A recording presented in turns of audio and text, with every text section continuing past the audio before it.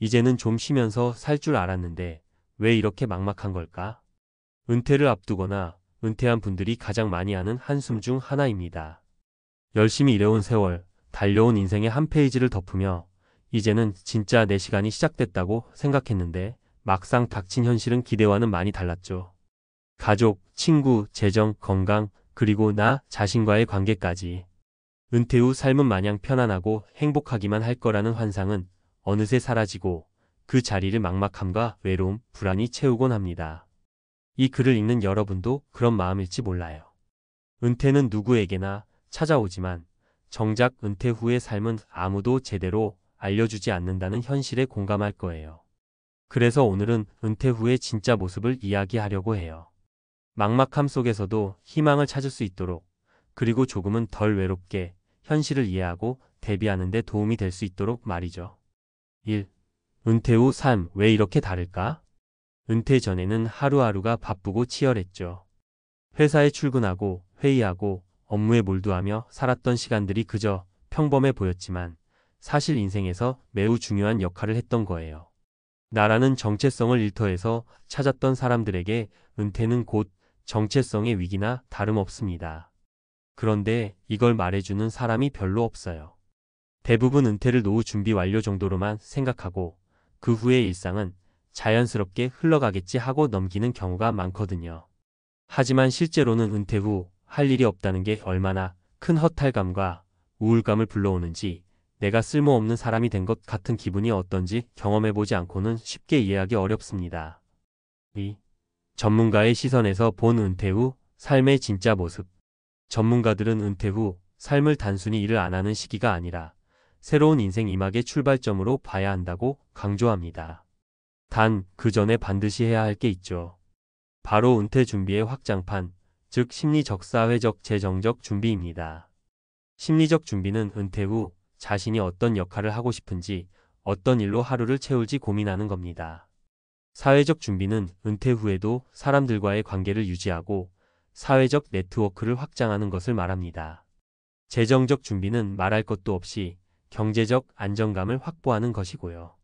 이 세 가지가 균형을 이루지 못하면 은퇴 후 삶은 예상치 못한 어려움으로 가득 찰 수밖에 없습니다. 3. 현실 사례 1. 63세 김씨의 이야기. 내가 이렇게 외로울 줄 몰랐다.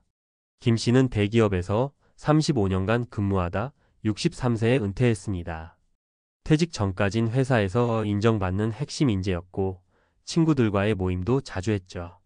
그런데 은퇴 후 친구들과의 만남은 점점 줄어들고 회사에서 함께했던 동료들도 바빠지거나 각자 삶에 집중하느라 자연스레 연락이 끊겼습니다. 처음에는 쉬니까 좋네 했지만 점점 집에서 혼자 보내는 시간이 많아지고 밥도 혼자 먹는 날이 많아지자 외로움이 밀려왔습니다. 그뿐만 아니라 하루 일과가 무의미하게 느껴지며 우울감까지 찾아왔죠. 김 씨는 은퇴 후 내가 이렇게 외로울 줄은 꿈에도 몰랐다고 고백합니다. 이 사례에서 보듯 사회적 관계를 유지하지 않으면 은퇴 후 고립감을 피하기 어렵습니다. 4. 현실 사례. 이 58세 박 씨의 이야기. 경제적 준비만으로는 부족하다. 박 씨는 20대 때부터 절약하며 꾸준히 저축했고 50대 후반에 조기 은퇴를 선택했습니다. 충분한 자산과 퇴직금을 모아 안정적인 생활이 가능했지만 막상 일을 그만두자 심리적으로 큰 공허감을 느꼈습니다. 그동안 회사에서 맡았던 역할과 성취감이 사라지고 자신이 무엇을 해야 할지 몰라 매일 같은 일상을 반복했죠. 더 심각한 건 건강까지 나빠지기 시작했다는 겁니다. 무기력함과 스트레스가 누적되면서 몸에 이상 신호가 나타난 겁니다. 전문가들은 경제적 준비만큼이나 일상에 활력을 불어넣을 활동을 만드는 게 중요하다고 말합니다. 일이나 취미, 봉사활동, 학습 등을 통해 지속적인 자기 성장과 사회 참여를 도모해야 한다는 거죠. 5. 현실 사례. 3. 65세 이씨 부부. 서로에게 의지하며 새로운 길을 찾다. 이씨 부부는 둘 다 은퇴를 맞았습니다. 초기엔 서로 시간을 많이 보내며 행복해했지만 점차 대화가 줄고 각자 할 일이 없어 답답해졌죠. 그런데 어느 날 둘이 함께 산책하고 취미로 작은 텃밭을 가꾸기 시작했습니다. 또한 지역 커뮤니티 센터에서 진행하는 봉사활동에 참여하며 새로운 사람들도 만나고 사회적 관계도 넓혔습니다. 부부는 은퇴 후 삶이 달라질 수 있다는 걸 직접 몸으로 느꼈고 함께 고민하고 노력하면서 오히려 더 단단해졌다고 말합니다. 이처럼 은퇴 후 삶은 어떻게 보내느냐에 따라 전혀 다른 결과를 낳습니다. 6. 구체적인 팁과 주의사항. 심리적 준비를 위한 목표 세우기. 막막함을 줄이려면 은퇴 전부터 은퇴 후 할 일을 구체적으로 정해보는 게 좋아요. 여행, 공부, 봉사, 창업 등 작은 목표라도 세워놓으면 심리적 안정감을 얻을 수 있죠. 사회적 관계 유지와 확장. 은퇴 후엔 의도적으로라도 사람들과 만나고 교류하는 시간을 만들어야 합니다. 동호회, 지역 모임, 봉사활동 등 다양한 기회를 활용해 보세요. 재정적 계획은 현실적으로.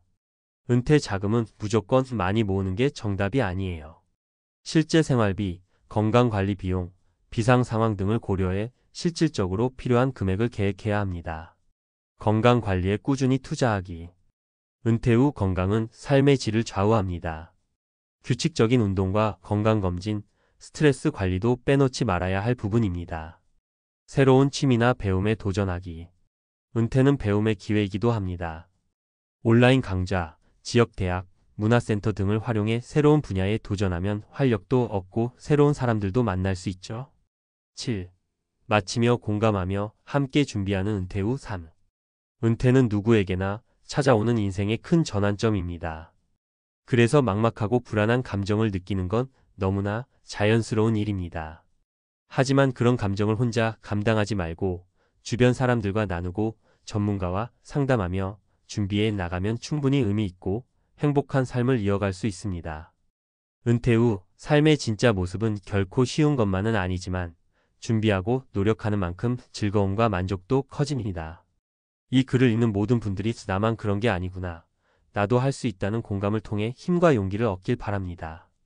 은퇴 후 삶에 대해 많이들 막연하게 생각하지만 현실적으로 어떻게 준비하고 대처해야 하는가에 대해선 제대로 알려주는 경우가 드물어요. 그래서 여기서는 은퇴를 앞둔 분이나 이미 은퇴한 분들이 실제로 활용할 수 있는 팁과 정보들을 전문가 관점에서 하나하나 풀어볼게요. 1. 재정관리. 무작정 저축만이 답은 아니다. 많은 분들이 은퇴 후 가장 걱정하는 게 바로 돈이죠. 그런데 단순히 퇴직금, 연금, 저축을 많이 모으는 것만으로는 부족합니다. 전문가들은 은퇴 후 예상 지출과 수입을 구체적으로 계산해서 실제 필요한 생활비를 기준으로 계획을 세우라고 조언해요. 예를 들어 국민연금 수령액, 개인연금, 퇴직금, 그리고 기타 투자 수익 등을 모두 합쳐 월 평균 얼마가 들어오는지 정확히 파악해야 합니다.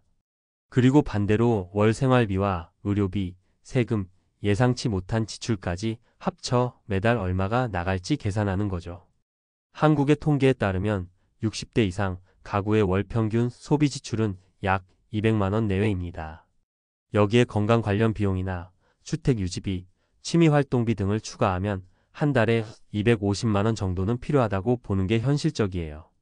만약 월 수입이 이보다 적다면 소비 구조를 조정하거나 추가 소득원을 마련하는 방안을 고민해야 합니다. 2. 소득 다변화. 은퇴 후에도 수입은 계속돼야 한다.